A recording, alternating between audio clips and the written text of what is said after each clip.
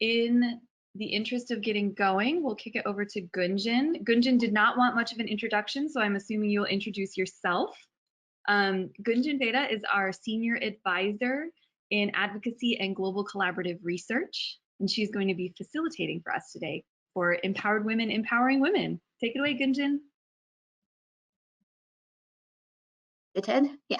Thank you, Sarah. So good morning, good afternoon, good evening, and I think it's night in India. So yeah, it's really nice to connect with everyone at this time, which are undoubtedly challenging globally, but particularly in the US.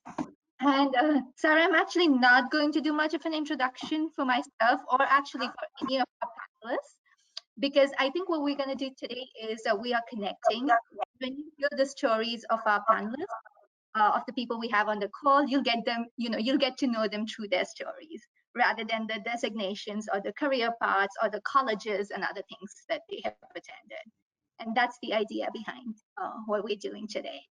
So Martin Luther King had said that, hate cannot drive out hate, only love can do that. And the Hunger Project is really all about love for our fellow human beings and respect for human dignity. So different organizations around the world fight hunger and poverty differently. Some people go and distribute food, some strengthen, livelihoods, some provide healthcare services. But we at the Hunger Project invest in people because we believe that people dream, people do, and people never change. And we always start with women, right? So it's not a coincidence that 80% of our animators, community leaders in the field are women. And I am probably the newest person in the Hunger Project family on this call. I started my Hunger Project journey in February last year, and my first day was in the field in Mexico. And I remember we traveled 9 hours on some great and then some absolutely non-existent roads. We trekked up to the small village of Rancho Pinedo in Oaxaca district. And woman after woman there stood up and told us how they had never realized that their voice mattered or they should speak up. And now they have become the voice of change. And I know each of you has probably experienced this either on the investor trips or when you have been out in the field. When something like this happens, when you see it transforms you from within. It energizes, but it also transforms. And this happens because of the empowered women and the brave, enlightened men who are part of the Hunger Project family. So today really is a celebration of all of us. And we're going to do this by speaking with 3 women who have been catalysts of change in the countries where they work in and who have broken cycles of discrimination and deprivation to create cycles of empowerment. Over the last week, I've actually had the pleasure of interacting with them. It has been a wonderful opportunity to get to know our colleagues. And because we don't have the time to listen to their remarkable stories in the kind of detail that I could, what I'm going to do is pick out a few nuggets and ask them to share those with us today. This is going to be a very informal conversation. And I do know from having spoken with them that though all of us may be on different parts of the world, and we may engage differently with the Hunger Project. Some may be investors, somebody may be doing communications or fundraising or be out in the field. But there is a commonality that joins us all together of belief and of energy and emotion. So as you experience these, and I know I did when I heard them, please feel free, like Sarah said, to use the chat box. If you have questions or anything that you would like to share, we will have time at the end for that. And yes, so without further ado, I am going to start, and I'm going to start with Irene. Irene Naikaali is the head of programs for THP-Uganda. And Irene, when we connected and we were speaking, you told me how you believed that really your coming to THP was about a divine connection and how you believed that everything that happened in your life happened to really bring you here. So could you share that with us, please? Okay. Thank you very much, Gunjan, and good evening to all of you. My story, my journey to the Hunger Project began way back in the 80s while I was living in the ghetto. I was born and raised in the ghetto. And when many of us think about the ghetto, when we hear this word, the ghetto, we already think about poverty, you think about hunger, you think about crime, you think about starvation, so many pathetic things that happen in a ghetto. Whereas all these things are true, I'm so proud to call the ghetto my first home, as I will explain. The ghetto, living in the ghetto, shaped my life. And I think it was on purpose that it was preparing me for this noble role that I'm playing in the Hunger Project. While living in the ghetto with my parents and my siblings, I learned what it means to be courageous. My mother always told me to be a courageous woman, that irrespective of all the conditions that we are living in, despite the fact that we didn't have enough food to eat, despite the fact that we had to fend for ourselves and be able to defend ourselves when our parents were not there, that shaped me and gave me the courage to be able not to fear anything that comes my way, but rather to confront it and know that there is always a way out of every problem. I learned compassion while living in the ghetto. We did not have enough. We did not have enough food. We really had to struggle to be able to survive.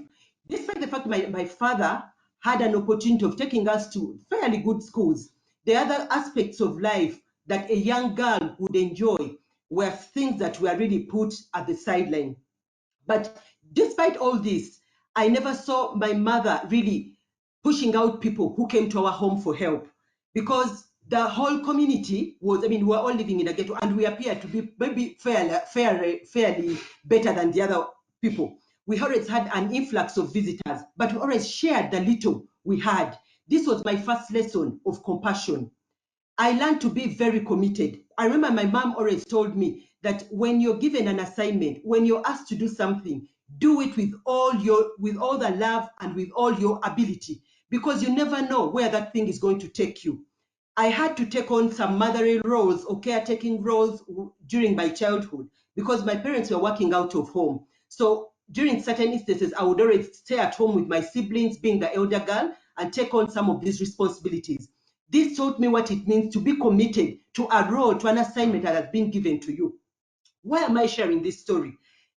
Divinely, these are things that were preparing me for what I'm experiencing now, for the work I'm doing now. Little did I know that that experience growing up in the ghetto was preparing my path to come to the Hunger Project and interact with the kind of women, the kind of community that is living in the same situation that I grew up in. So I'm comfortable and confident to stand in front of them and speak to them and give them the courage and ask them to be more compassionate, because I'm a living example. And when they look at me, they always feel that, yes, I think we can relate with her. So my journey to the Hunger Project was a divine, it's something that I cannot explain, because it is actually the moment when we got to plan for this webinar and I started thinking, what am I going to share? That some of these lessons came back live to me. So the story is so vivid that I'm like, how could this all happen? So everything in life happens for a purpose, and it's always a transformation onto the journeys that we're supposed to encounter. So that is basically my journey to the Hunger Project, from the ghetto to the Hunger Project. Thank you so much, Irene. And I know there were so many beautiful instances that you were able to share with us, and you can't do that right now because of time. But I know that Irene is actually trying to write down some of her experiences and what she's learned from it. And I'm sure all of us would love to read it when she does share it with us. I'm not sure how many people here have been to a Hunger Project office in India, but if you have, then you would have noticed that they have a beautiful tradition.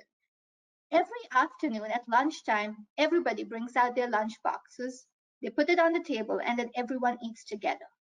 And this is really, really important, not just because of the bonds it creates within us as colleagues, but because in India, we have the caste system, which is racism at its worst form.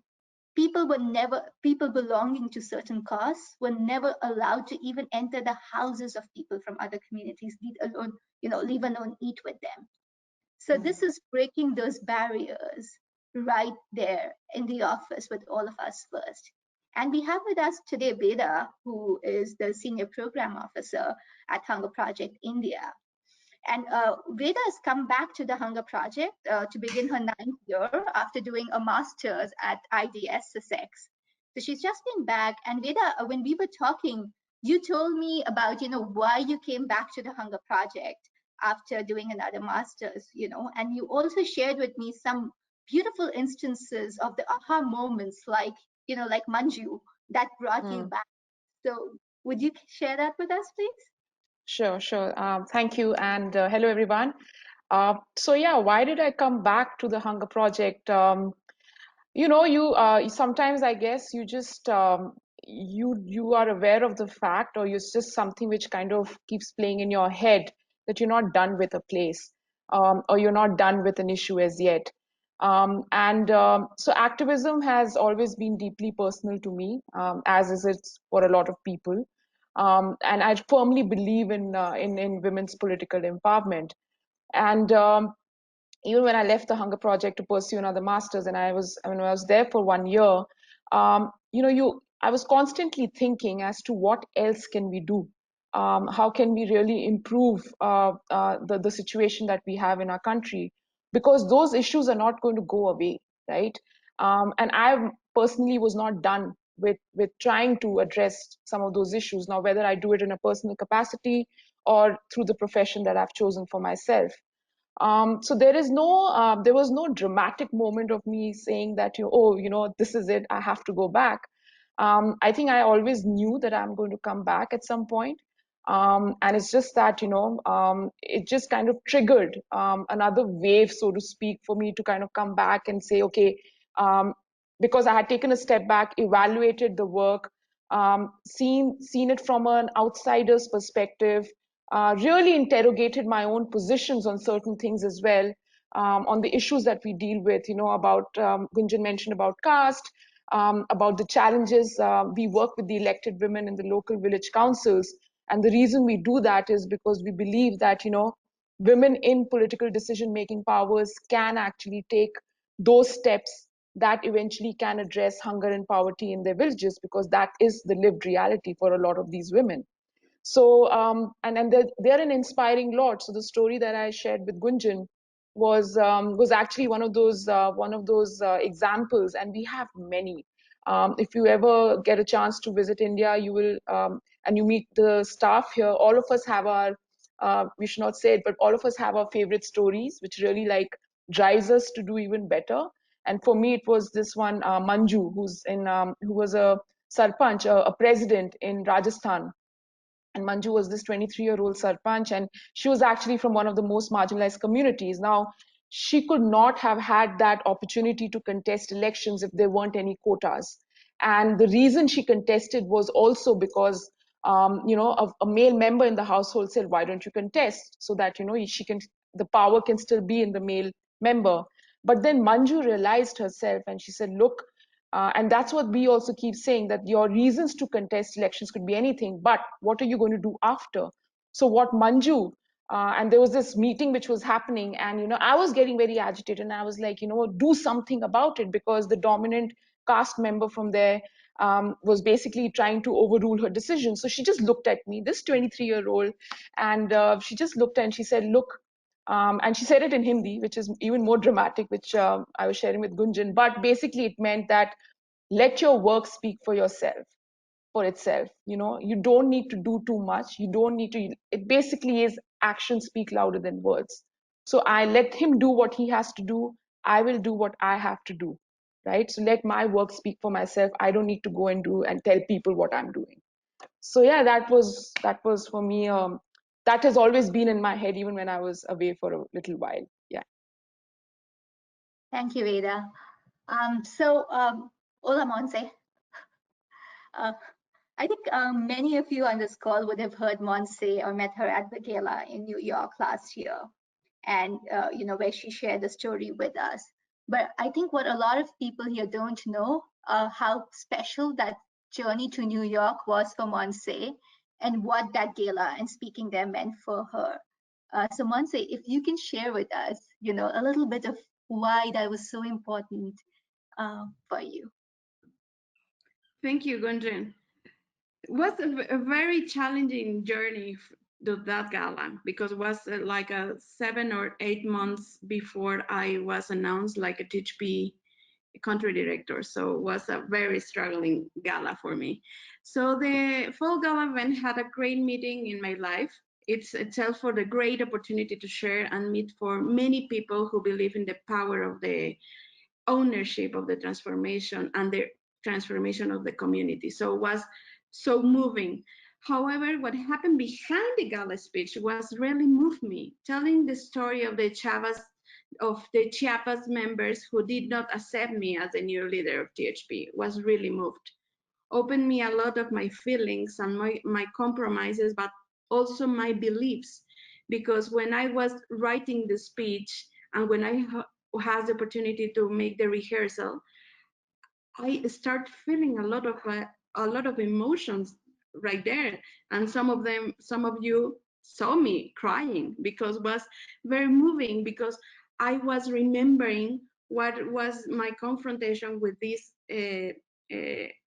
woman when they told me, you are not the Lorena legacy. So it was very moving because I was feeling that, oh my God, I was in the field like 20 years and no one talked to me like that. So in one case, I think, oh my God, it's very sad for me because I has the intention to make something with them, but in the other hand, I was thinking, oh my God, the methodology of THP works, because this woman never has the opportunity to speak loud, speak by themselves, speak or tell their stories. When they told me, you are not our new boss, they are telling me a lot of things behind that. Was the reason that in the gala, when I start speaking about them, I feel that that all the challenges of those women's right now live in their own lives, because they have double discrimination, woman and indigenous. And for me to remember how they can address this power in their own voice, telling another woman, and a urban woman, you are not my boss, was a great opportunity and was so moving, because make me to make a bigger compromise with this family, with THP family, with all the investors, because I believe in this woman and all the women, and the opportunity for all the girls in Mexico that have these problems in their lives. So I work for my daughter because I want a better Mexico for my daughter, but also a better Mexico for indigenous women.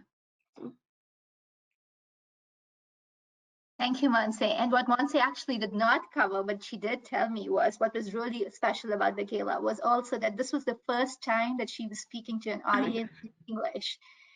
She is not a native English speaker. And 2 weeks ago, I was with THP-Mexico in a Spanish conference. And I understood for the first time how intimidating and scary it is when you are in a room full of people, or you're speaking at a place where you don't understand a lot of what's going on, and people don't understand necessarily what you are trying to say. And since then, she has actually spoken at the UN to parliamentarians from all over the world in English. So I wanted to bring this out because she told me how with THP, it's a journey of growth for the women we work with, the men we work with, the places we work with, but it's also for us, exactly. Thanks, Montse. Irene, so Irene means peace, and Naikaali means, somebody who stands by their beliefs. And Irene told me how, you're born into a name, she believes, because she's really somebody who stood by her beliefs. And there's this beautiful story that she shared about how she, when she was in school, she began to realize that her voice is her biggest weapon. Irene, if you can share that story and also how that influences your work in THP now.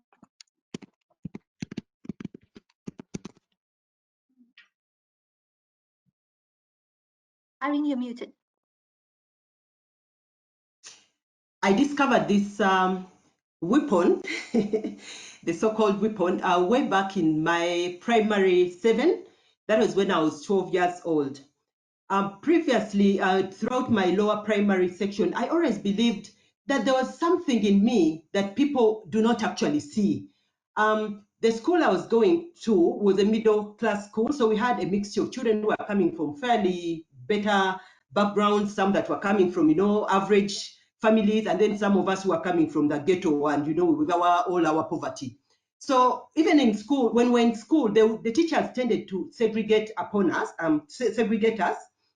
Those children that were coming from richer families or had the money, whose parents had the money, would always be the ones to participate in class. Whenever you put up your hand, it was by rare chance that a teacher would choose you. But deep inside, I felt whatever these kids had, whatever they could bring out, whatever they could answer, I had it. So in my mind, I kept on asking myself, why is it that they can't see the true me? What they are seeing is just an image, a physical Irene, but they don't understand the person inside. So at that young age, I began to realize that actually I'm kind of like two persons in one. There's this person that they are seeing who is, laid back, who is poor, who is, all kinds of words that they blended me. And there's this Irene that was kind of like a lion within that was waiting to explode. So one day, it was one afternoon in P7, primary 7, the teacher organized a debating session instead of the normal English class that we had.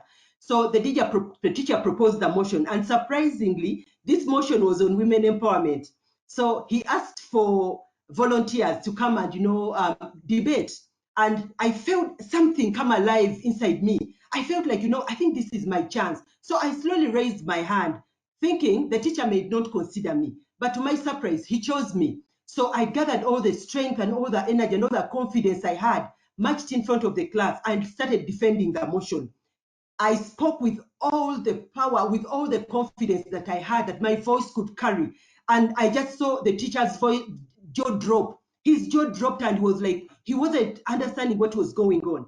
And I very well remember the comment he made. He said, Irene, I think we are listening to a different person. This is not the Irene that I've known for the past 7 years. What has become of you? I felt so happy. That comment actually changed my life. It changed my day. It made my day and it changed my entire life.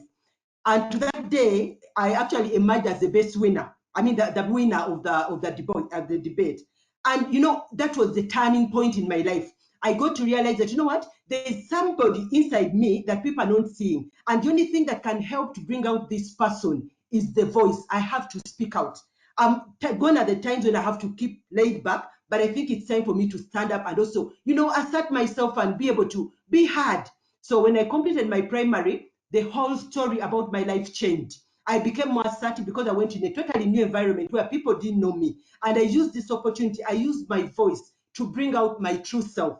And today, this is what is, keeping me going and, empowering me and letting me know that, what, there's something more that I still have to accomplish. And look, even this opportunity to speak before you is, a living example of how I discovered my voice and knew how to put it to better use, to be able to influence, to be able to, to bring together and make us, connected. So for me, my voice is my biggest asset, and I can never forget that teacher who chose me on that day to debate that motion. Yeah. We have 3 incredibly powerful voices from our programs here, our program leadership, with Montse and Irene and Veda. And I was wondering, actually, would one of you have a question for another? You have these shared experiences, and I know that you don't often have an opportunity to overlap in conversation. And I think, you did a fantastic job connecting with Gunjan and now with our investors, but I'd be interested in knowing if there are any questions that you might have for one another as professionals in this space, or just women who've experienced the work that you have. I have one question, I am very curious about what I must say to the community partners about India and Africa women. I want to share with them because they all the time ask us what is the difference between the woman there and in other parts of the world. So I want to know because I want to share with them this.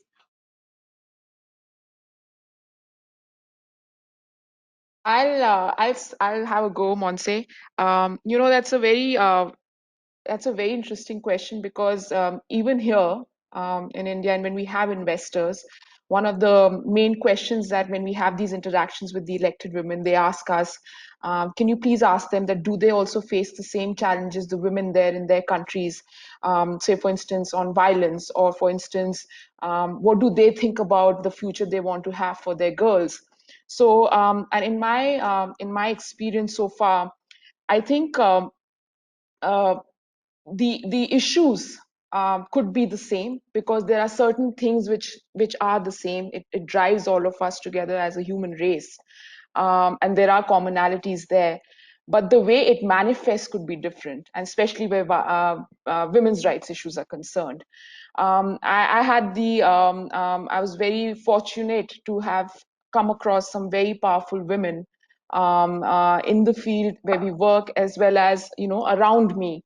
And one of the main things that all these women keep driving home is that how can we make the lives of our future generation better?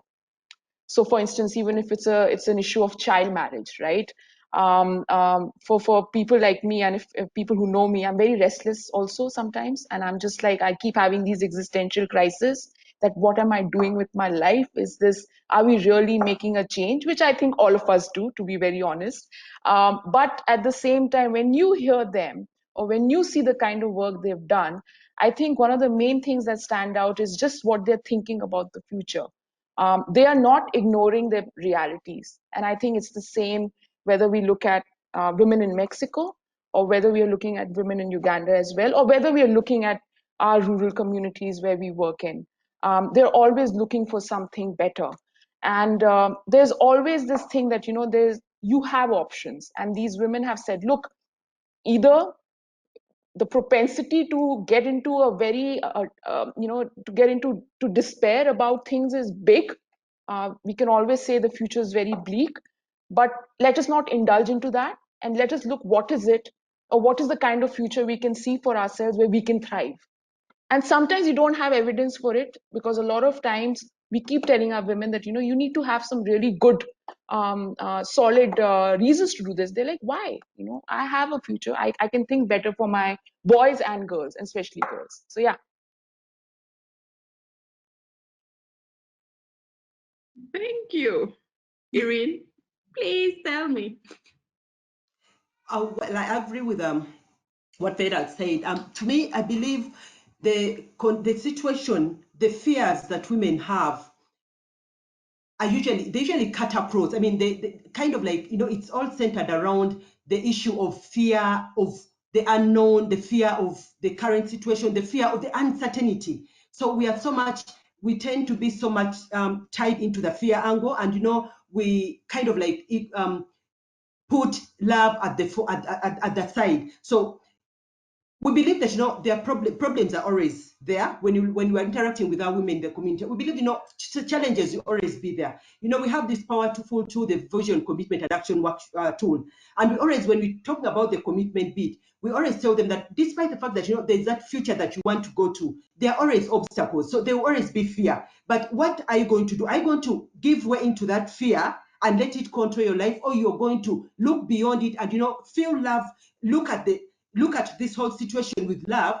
and be conscious and be present, and know that whatever challenge that is there is always a way out. So if you're so much tied in the fear, you tend to kind of distract your opportunities, or distract your options of what you can do next. So for me, I think the challenges, the problems that women in Africa and India and Mexico and whatever part of the world is, the problems that they face are all kind of like, all controlled by, fear.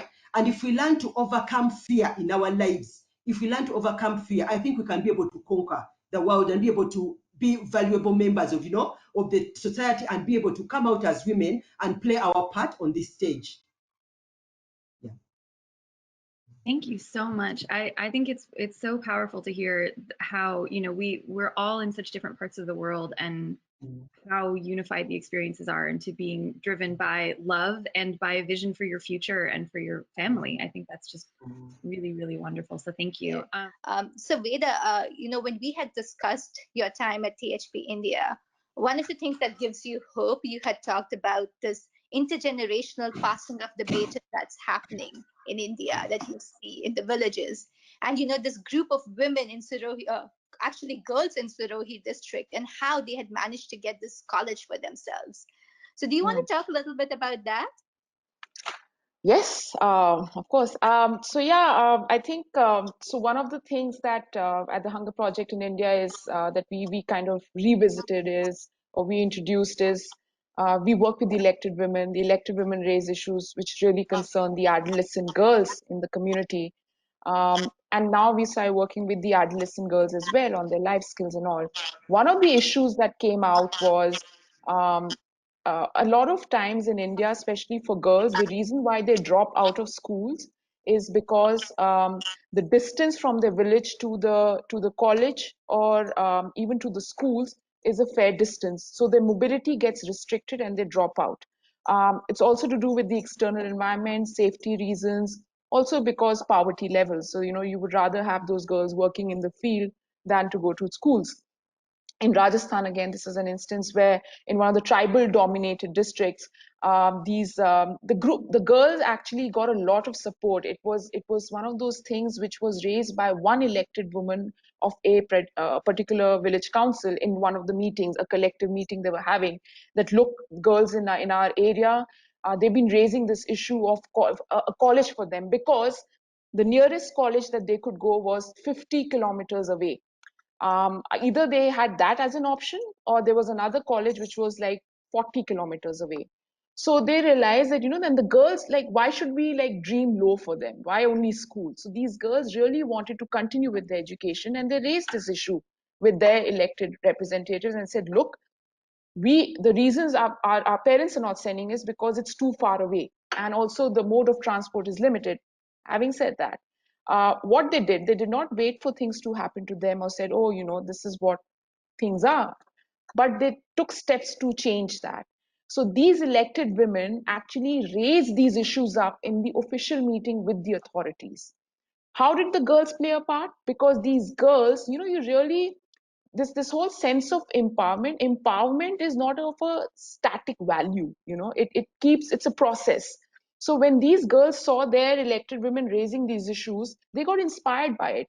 So then these women saw them as a very good collective as well that they can support in this endeavor. So what they did, around 5,000 postcards. They all started writing postcards and they sent it to the head of the state government, to the education minister. And you know, there's a flurry of postcards saying that we need a college to be sanctioned, a money to be sanctioned so that the college is built. It didn't stop there. They, as a parallel measure, as an advocacy measure, they also started talking, the elected women, because they are constitutionally a public office holder, they raised it in their official meetings with the local authorities. So more than like 5,000, sometimes 1,000 girls, 500 girls. And these numbers might seem like, you know, oh my God, but I mean, of course, in India, any number that you mention is going to be, it's a very subjective thing as well, in relative to what the population of our country is. But these numbers when itself, because they all rallied to that one objective that we want the college. And it was something that the girls raised. It was something that as a collective, the federation, the elected women raised. And this issue was raised in 2014. And they finally got the college sanctioned in 2018. And an elected term is for 5 years, you know. So on your dashboard you can possibly see that, you know, oh, this is one college sanction, but the amount of effort, you know, the intangible in that process of them going to different officials, meetings, discussing strategies, changing strategies, they got this college sanction. So currently, and now this is not, it's an asset for the community. It's not just for the girls, it is also for the boys. So currently it has a capacity of 380 odd students, out of which 189 are girls and the rest are boys. So this is one of those fantastic things that we see right in front of you, which I don't think we can ever get over with. And it's just inspiring, you know. So yeah. Thank you, Veda. Thank you so much. And I know we want to listen to our investors as well. So one last question from Montse. And Montse, you've touched on this initially, so it will probably be brief. But, you know, you talked about what brings you to work every day when we were talking about that collectivity of experience. So do you want to speak a little bit to that?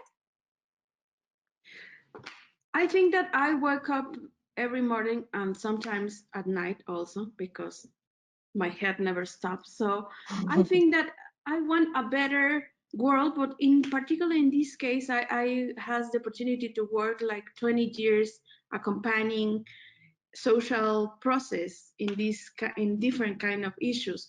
But the last 18 months working with THP was a very confronting things because I was thinking all my life, all this time, that I was uh, working with what's sufficient, what's enough to work with the human rights approach, and never I focus on the gender equality. So right now, when I start thinking in ways to improve our work, what is missing, what to do it better, I think that we need to be very careful how not to break the belief systems, how don't break the autonomy of the woman, how not to break the things that they already have, but they need to have another opportunity to make a review inside their communities.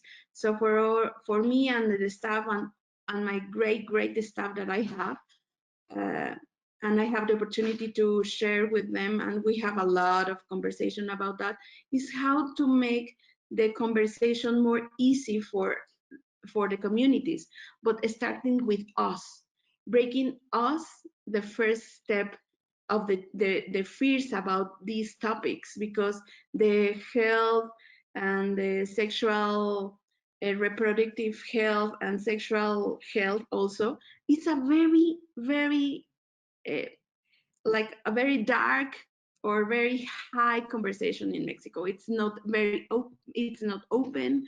So the first steps, we all the time, and right now we are talking with all the staff about this and how to break our own myths, our own beliefs first, and then go to the communities. We cannot open any conversation if we are not sure about how is our feelings about that.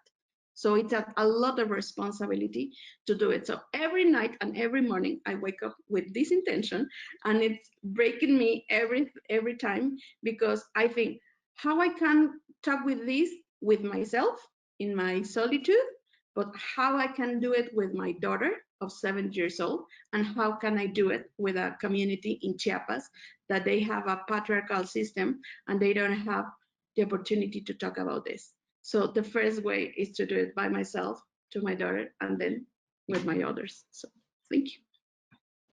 Thank you so much, Montse. And I think what you said right now encompasses so much the spirit of what the Hunger Project is about, how change is, it begins with each one of us, it happens in each one of us, and then together, it is the big global change that we see. I'm sure that the investors who have with us on the call have experienced this and a lot more over the years. So if there is anything that you would like to share about your experience with the Hunger Project, or anything that this brings out in you, please do so. And Sarah, if you could moderate that, because I can't see on my phone. Of course, of course. And also I want to open up to other staff as well. We have really great staff representation on this call, because this is something that is near and dear to all of us, is getting a chance to interact with our colleagues. And again, we've all chosen a shared profession. And so really, I'd love to open it for anyone who'd like to maybe share about their experiences, if anything resonated, or ask any follow-up questions. Actually, I just what Montse said actually resonated quite a bit with me as well. That it's such a, because you're dealing with human lives in a way, right? So you nothing is set in like in a specific structure, and things keep changing constantly.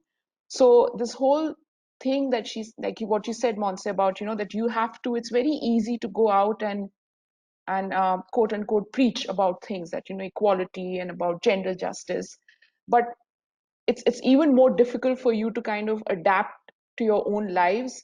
And that's why this whole thing about interrogating your own position of where you stand, and especially in the work that you do, is very important. And this is definitely a daily process. And even me, Montse, like, you know, I sleep very late.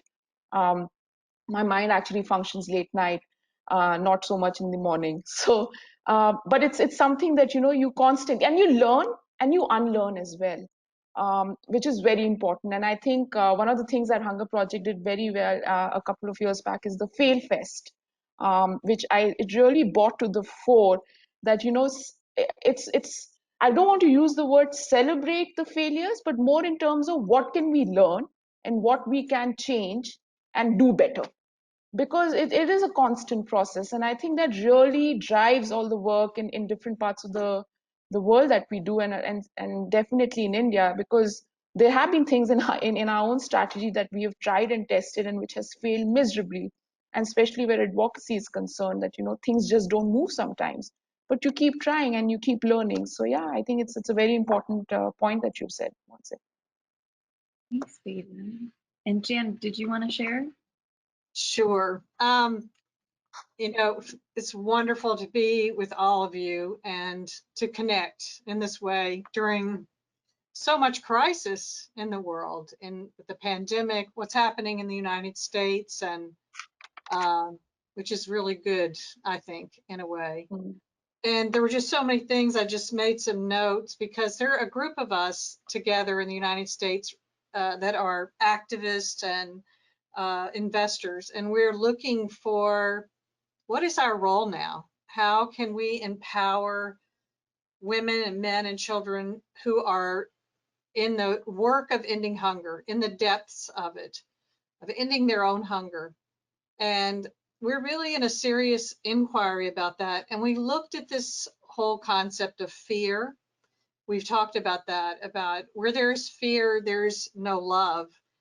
And so how can we walk through that fear? How can we continue to, especially in this environment we're in right now, to be the most effective we can be?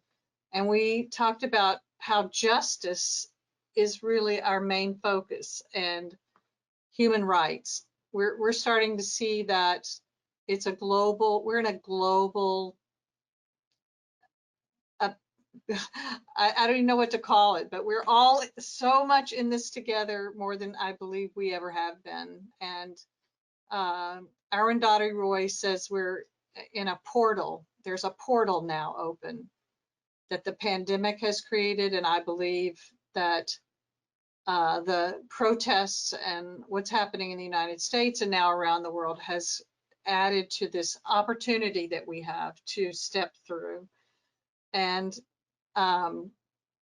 what we just spoke about was about working on ourselves. And I've been active in the Hunger Project since 1978. And I think for me, it's been the good news and the bad news about the Hunger Project, because if you want to stay in, you have to constantly be willing to transform yourself, oneself. And that's the difficult work for me in the Hunger Project, is I have to confront my own belief systems. I have to confront my own fears. I have to, every morning, every night, every day, if I'm committed to the end of hunger once and for all, forever. And it's the greatest gift and it's the greatest challenge. And I think I speak on behalf of all of my colleagues in the Hunger Project in the United States. We're working together to, in an inquiry, to identify how can we be the best partners we can be for all of you on the ground, doing the work of ending hunger, or empowering people to end their own hunger, and empowering women. And I really would even like to ask that question, if you could make a request of all of us.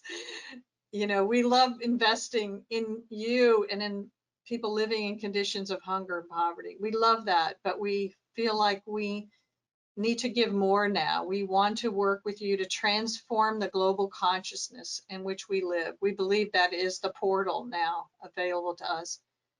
So I treasure my relationship with you and my partnership with you, and am grateful for you and the work that you do. And if you could ask it anything of those of us who live in the developed world and in the US, Canada, I don't know, wherever the Hunger Project is, where we're not really on the ground, what would you, how could we be better partners? Maybe that's a word to say, a way to say it. Go, go, go, go. One second. Go ahead. No, Go, go, go. just very quickly, I think we just you're right to say because this pandemic has reshaped our social and political landscape for sure, and especially in India, where we managed to make this into a massive humanitarian crisis as well. I think the first step is to recognize that this is happening, to acknowledge that these are the lived realities of people, that the poverty and hunger didn't just come now, it has been there. It's just that it's got exasperated, right? It's got even deeper. But at the same time, to really to trust us, to kind of believe that what Hunger Project in different parts of the world are doing is that we're listening to the ground, we're listening to the people, we're listening to what they really want or what is it that they need. Because a lot of times the programs are what we think or what we assume that this is what the communities would like. But for us, it's more about what is it that you need right now. Livelihoods, what is it that you can really do because we work in the governance system? How can you make it better for because it has to be a sustainable solution. Because if today the pandemic is gone, hunger and poverty is still there, it might reduce, but let's just keep going at it. So listen in and communicate better the work that we're doing on the ground, and be a strong ally. And this is what you said, a global solidarity, and not just solidarity, but even action. What Manju said, let your actions speak louder than the words. So yeah, that's from my. Generally, for me, my input to that would be like, as our investor team, as our activists, I feel you're doing enough and you should keep on with the good work that you're doing. Even us being connected during this time when, everybody, the whole world the whole world is in a mess, and, we're in a portal, we all have to, as much as you're thinking about another person, but you also have your own challenges to deal with. So the fact that you can try to put aside our own, challenges, our own, disruptions because of the current situation, and remain grounded and connected on this whole agenda, on this whole mission of ending hunger and poverty.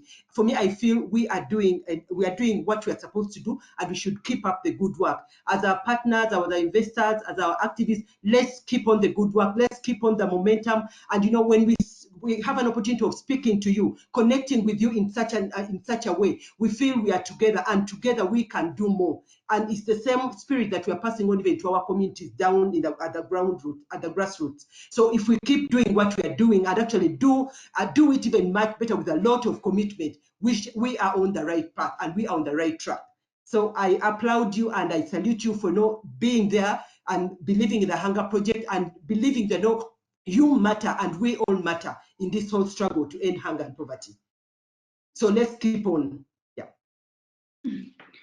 Yeah, I only want to add to believe stronger. I think in this moment we need to believe better and stronger way. I think it's the best way to do it, and also to make the local leadership and the resilience visible, to reflect those that are not appearing in the photos and in their news, because these people is out of this conversation right now.